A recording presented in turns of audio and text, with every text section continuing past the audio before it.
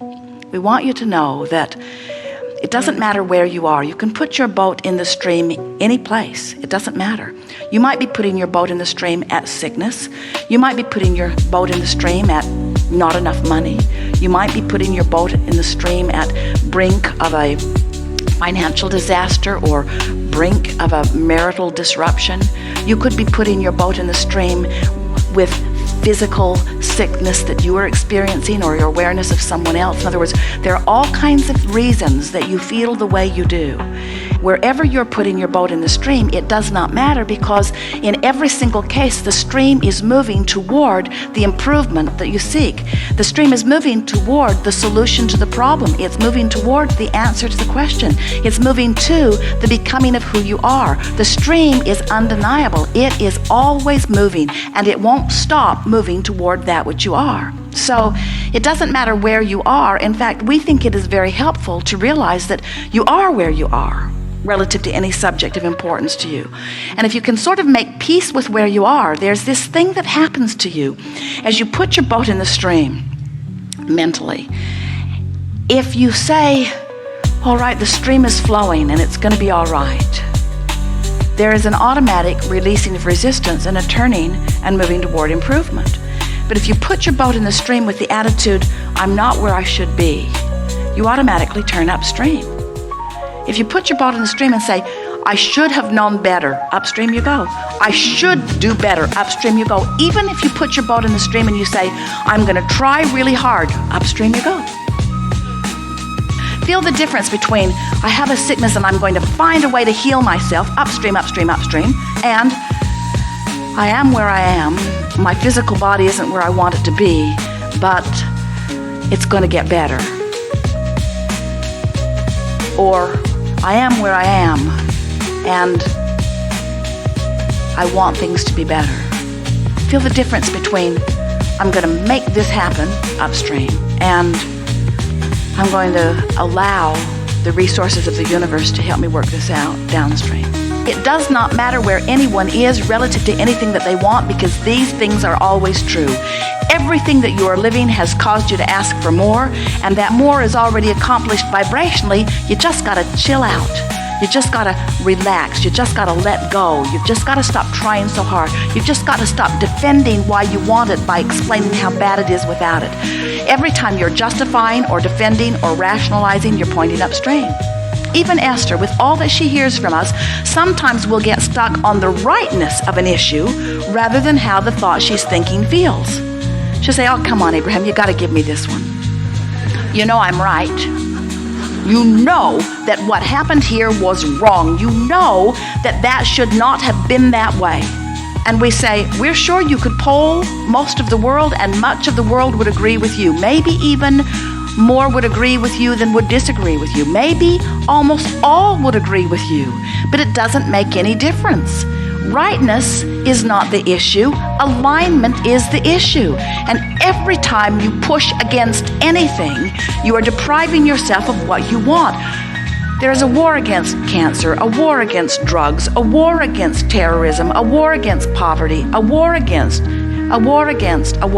and every one of them getting bigger. Because you cannot push against what you do not want and be a vibrational match to what you do want. They are two opposite ends of the stick. When you pick up the stick that says money, on one end of it is plenty of money, on the other end of it is not nearly enough money, and the end of the stick with plenty of money feels entirely different than the end of the stick with not enough money. And you gotta know that the way you feel when you activate the thought of money is your indication of which end of the stick you're on, you see. There are so many things that you want somebody else to do something so that you can feel better. And we say, friends, you got to give that up. You're living a very conditional love. You're saying, that condition feels good to me and that condition feels bad to me, so make that condition more like that condition and then I'll feel better. And we say, what you're doing is sort of sloppy thinking. You're saying, I don't want to ever have to deliberately direct my thoughts. I want somebody to figure out how to control the world so that I can just sort of sloppily look around and most of what I see will make me feel good. And we say, that isn't what you want at all. You want the variety, and you want the discipline to turn your thoughts toward those things that are a vibrational match to who you really are. You want to use your willpower. You want to use your determination. You want to use your resources, your faculties. You want to use your valor. You want to use everything that you've got girded up. You want to use that toward directing thought. If you will direct your thought toward the things that feel good, you will have not a problem in the world. You cannot have a problem and a solution at the same time. You got one or the other. Which are you beating the drum of? Problem on one of the sticks, solution on the other. Which way are you pointed? Which way are you feeling for? And so many of you, for some reason or another, have become so defensive in your competitive feeling of those who surround you that it seems as if you need to defend why you want something by pointing out the perils of not having it. And that is the biggest trap that we see happening, especially in your culture today. In your culture today, you have no legitimate excuse for negative emotion. Well-being is abounding in such significant proportion to not well-being that you really have to reach hard to find things to focus negatively upon in terms of the scope of the world. And yet, it seems to be the orientation because you've sort of been trained by your mother or father, who you thought was the resource through which all of your good flowed, that unless you plead a needy case, they won't give up the goods. You're not pleading your needy case to the universe. You're simply extracting from the variety your choice of what you prefer, and the source energy immediately becomes the vibrational equivalent of your preference. And if you're not living it in full-blown manifestation, it's only because what's active within you is something other than your preference. You must be talking about something other than what you want, or you would be living everything that you want. You have to start telling a different story. You have to tell the story the way you want it to be, not the way it is. You have to tell the story with the solution emphasized, not the problem. You have to stop complaining and start appreciating. You have to explain it the way you want it to be, not the way it has been. You have to speak of things as you would like them to be. And in all of this, what we're really saying is, just from where you stand, reach for the best feeling thought that you can find. Don't try to mimic the bright sunshine lollipop, tuned in, tapped in, turned on, annoying rainbow sunshine lollipop, rainbow good feeling people. They just drive you crazy, don't they? Don't try to mimic them. Just try to feel as good as you can feel from where you are. Because where you are is valid. Where you are is the stream. Jerry and Esther went whitewater rafting last summer, and it was such a glorious day. And the first thing they noticed as they put their raft in the water, there were 6 of them that came together to play, and then dozens of other high school wrestlers that were in the other boats. But as they put their boats in the water, it did not occur to any of them to turn and paddle against the current. It was so obvious to them that this river was going to have its way with them. And the first thing their river guide said to them is, "Folks, this is not Disneyland, and we cannot turn this river off." And he made a very good point. This is the same point we want to make to you. You can't turn that river off. You cannot hold yourself against the current of what life has caused you to become. And when you try, you don't feel good. And when you let go, you feel ever so much better. Thank you for everything, Abraham. My life has changed after coming to know your teachings. You keep saying you can be, do, or have anything you want.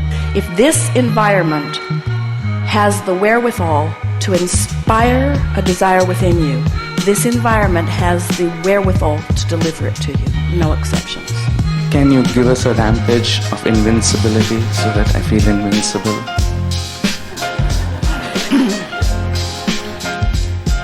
We're going to start where you are and build you into the vibration that is necessary for you to be or do or have anything you want. I am beginning to understand that I am more than I see here in this physical body. I acknowledge that there is a larger part of me, a source energy part of me, that is truly the essence of who I am. And I accept that a part of that consciousness is now flowing in this physical body. And so there is a sort of duality going on within me, where I have this stable beginning and becoming, and then there is the part of me that is focused here in this physical body. And I understand with clarity the value of the two parts of that which I am. I can feel the eternalness of who I really am, and I can feel the specifics of who I am in this human form on this leading edge time-space platform. And I am beginning to feel appreciation for the contrast that surrounds me, that once I condemned, now I embrace, because I can feel that the contrast is inspiring yet another new idea from me. And I remember feeling a new idea being born within me and hating the birthing of it because it was an idea that I did not believe, and therefore it brought me pain. But now I'm experiencing the thrill of giving birth to ideas, and even though I don't know how or when or who it will come about, I don't know where, I don't have the details of how it will unfold, I do have faith or belief in the laws of the universe, and I am knowing that I am a creator who, having given birth to this idea, will be given all of the advantages of the resources of Source in order to accomplish it. So while I stand in this place of wanting something that I have no way of figuring out how it's going to be, I am feeling soothed in the awareness of it. No, more than soothed. I not only feel soothed about having given birth to an idea of something that I want, I'm feeling enlivened by it, because the larger part of me knows unequivocally that I am the creator of my own experience, and that larger part of me is not only looking at it and agreeing with it, but has become the vibrational equivalent of it. In fact, the larger part of me has already become what I'm asking for, and so now it's only a matter of the rest of me catching up with it. And now that I know what I know, I don't think this is going to be too much trouble. When I move in the direction of catching up with it, I feel better, and when I move in opposition of catching up with it, I feel worse. And I am so sensitive to the way that I'm feeling these days. I'm so proud of myself because I'm aware of when I'm going with the flow and when I'm not. I'm aware of when I'm moving downstream and when I'm moving upstream. I can feel when I'm letting myself be who I have become, and I can feel when I'm not letting myself be who I've become. And I'm no longer mad at myself in the moments that I'm not letting myself be who I've become, because those moments only help me to know the difference in the guidance system. I can feel I'm actually molding the clay. I'm finally in the place where I don't need to be the manifested receiver of everything that I want all at once, because I know that it's all coming, that there will never be a time that I will not be sending more rockets of desire into my future. I'm finally beginning to get it, that I never get it done and that I cannot get it wrong, because everything that I'm living is causing an expansion, and I can tell by the way I feel whether I'm moving toward that expansion or not. Finally, I'm beginning to understand that it was never about the fulfillment or the manifestation anyway. These things that I want are only my target to focus upon so that I can ride this river of life. I am fulfilled in the knowing that I am expanding, and I am thrilled in the knowledge that I will never get it done, and I am satisfied, deeply satisfied with where I am. I'm thrilled in knowing that I am where I am, and that I'm putting the boat in the water wherever I am, and my knowledge that the stream is flowing downstream, ever flowing toward all that I have become, is enough for me to feel satisfaction in where I am. No more will I nitpick as I measure the distance between where I am and where I want to be. Instead, I flow on this joyous river, and I experience the exhilarating feeling of motion toward my expansion. I can feel that the source within me loves me and adores me and has become the expanded version. And I can feel that there's no remorse or discomfort whatsoever in the being of my source. My source not for a moment looks at me where I stand and compares where I am to where it is and mocks me in the not achievement. Instead, the source within me that is expanded as a result of what I have lived stands in loving appreciation of all that I have become and calls me never-endedly toward it. And now I get it, that that's what life is, that the duality of me, that the source energy that was willing to come forth, that expanded out further, and now the physical part of me that's willing to catch up, I now get my place in this universe. I'm important to the expansion of the universe, and it's time for me to receive the benefit of my expansion. And now I know how.